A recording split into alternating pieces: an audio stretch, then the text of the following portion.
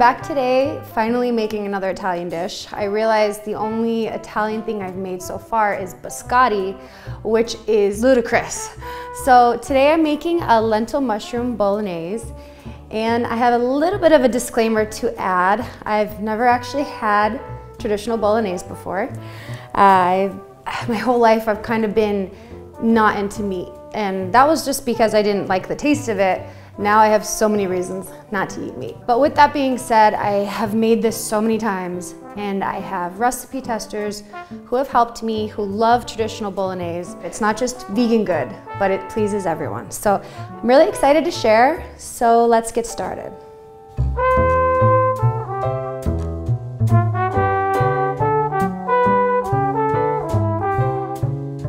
All right, so before we make the bolognese, we're gonna make the sauce, which all the ingredients are here. This is literally the easiest marinara sauce that you can make.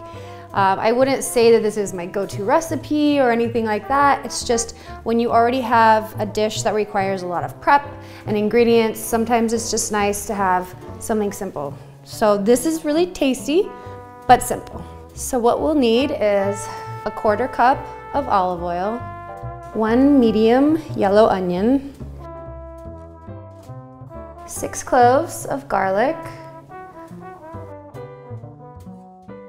1 teaspoon of sea salt, 2 28-ounce cans of diced or crushed tomatoes. Once again, I know I've shared this before, but this is my favorite brand of tomatoes. There is a difference. These are San Marzano, and they're the best. 2 bay leaves, 1 teaspoon of dried oregano, some pepper that we will sprinkle on at the end, and last but not least, very important ingredient, fresh basil. You only need a 1/4 cup, but I use as much as I have on hand.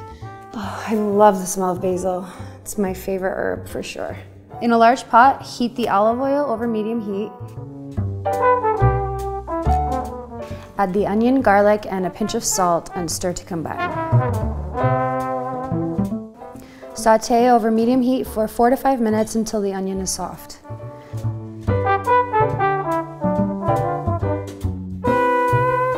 Stir in the tomatoes with their juices, bay leaves, oregano, salt, pepper.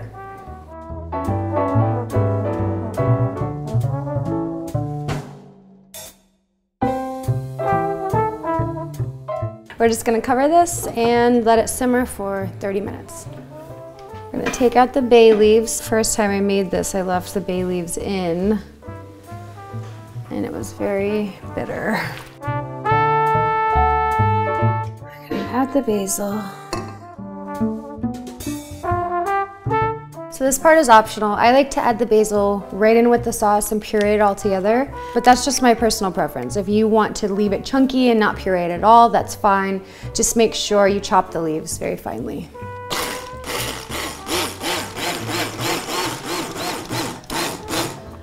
The immersion blender is one of my favorite kitchen tools.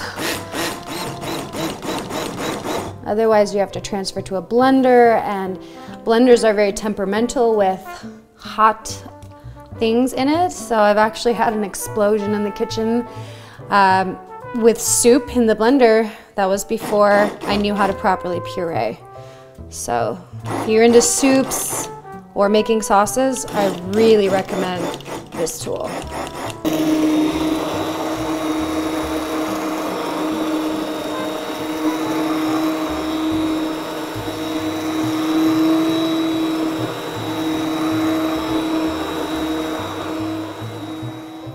Now that we have our sauce done, we can get on to the fun part and actually make the bolognese. So for the bolognese, we'll need 2 tablespoons of extra virgin olive oil, 1 medium yellow onion, 3 large cloves of garlic, 1/2 teaspoon of sea salt plus a pinch, 1 celery stalk, finely diced.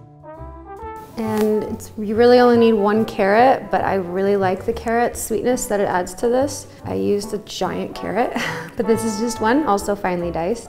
16 ounces of CREMINI mushrooms, finely diced. 3 cups of eggplant. These can be a lot larger because they really cook down. 1 teaspoon of dried basil, 1 teaspoon of dried oregano, 1 teaspoon of dried thyme. We need 14 ounces of tagliatelle pasta. This is actually only 13.2 ounces, but this is my favorite brand. I really want to share that.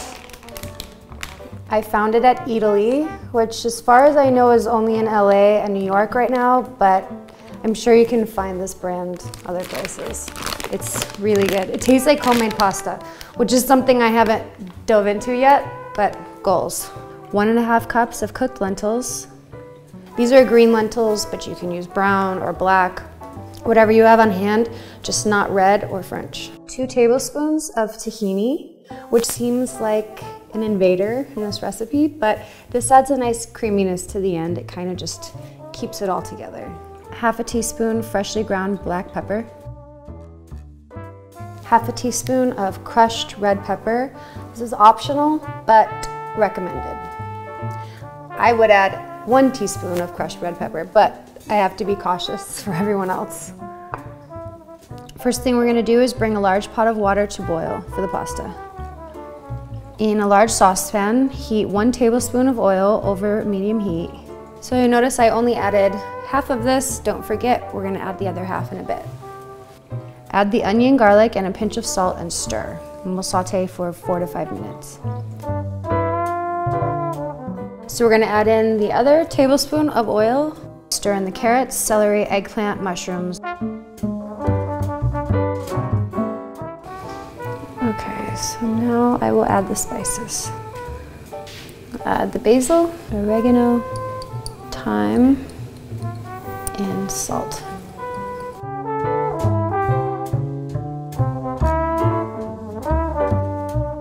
So our water is ready, so we'll add the pasta. This is how the tagliatelle comes for that brand I was telling you about. It just looks so gourmet.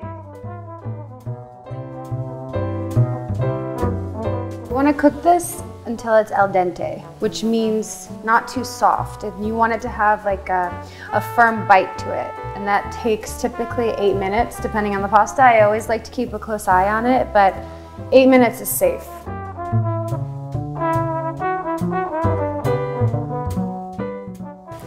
Being pregnant and cooking, not too much has really changed, except I have my dope footwear. I can't even stand on hardwood floors anymore. I have to wear slippers at all times.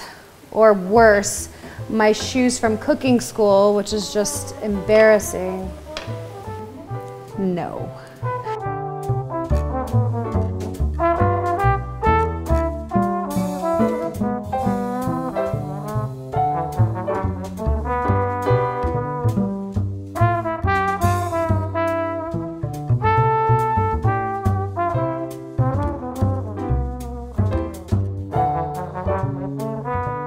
Perfect.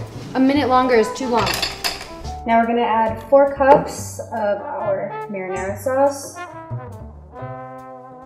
More or less, depending on what you like, but I like it saucy.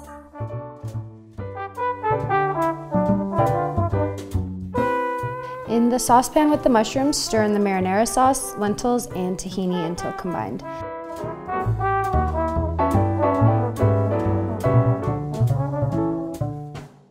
And stir the pasta right into the lentil veggie mixture until combined.